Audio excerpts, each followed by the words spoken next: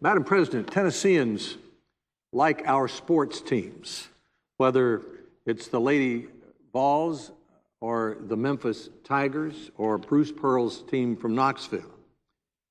But John Calipari, the coach of the Memphis Tigers, or Pat Summitt, or Bruce Pearl, wouldn't think of sending any of our teams into a big game with two players locked up somewhere, two players missing. That's exactly what my friend, the Democratic leader, has done for 8.7 million Americans who live in the region of the Tennessee Valley Authority, the 7-state region. Our big game, like most Americans, is gas prices, electric prices, climate change, clean air, national security. Every senator is on the floor talking about that, some blaming, some with solutions. I'm going to Oak Ridge on May the 9th to propose a new Manhattan Project to deal with clean energy independence. But our secret weapon in the TVA region is the Tennessee Valley Authority. That's how we get our clean air, so new jobs can come in. It's how we get climate change. It's how we deal with climate change. They have the coal-fired power plants. It's how we deal with large amounts of electricity at a low cost. That has to do with jobs. And it has to do with gas prices as well.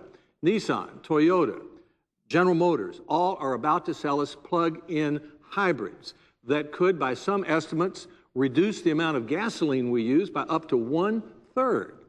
That would deal with gas prices, but who will supply the electricity for the plug-in hybrids? The Tennessee Valley Authority in our region. So what happens? The Democratic leader locks up two of our best players and won't let them go on the board of the TVA, won't let them play in the biggest game we've got.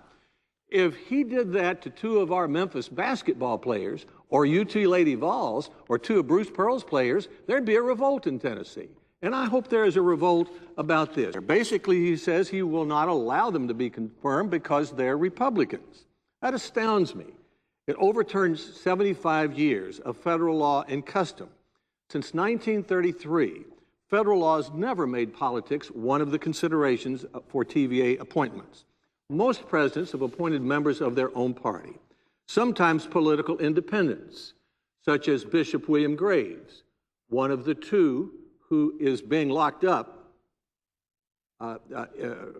is appointed by a president. Bishop Graves is not even a Republican. He's the most experienced member of the TVA board, coming from the largest customer, Memphis Light Gas and Water, and he's the presiding bishop of one of the largest religious denominations in America. So I've sent a letter to the majority leader with respect, and I ask consent it be put in the record. Without objection, will be included in the record. I've said to the majority leader, this is an insult to Memphis. Bishop Graves is the first Memphian ever to be on the TVA board in its history.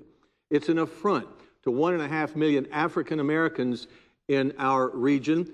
Bishop Graves is the first African American ever to be on the TVA board.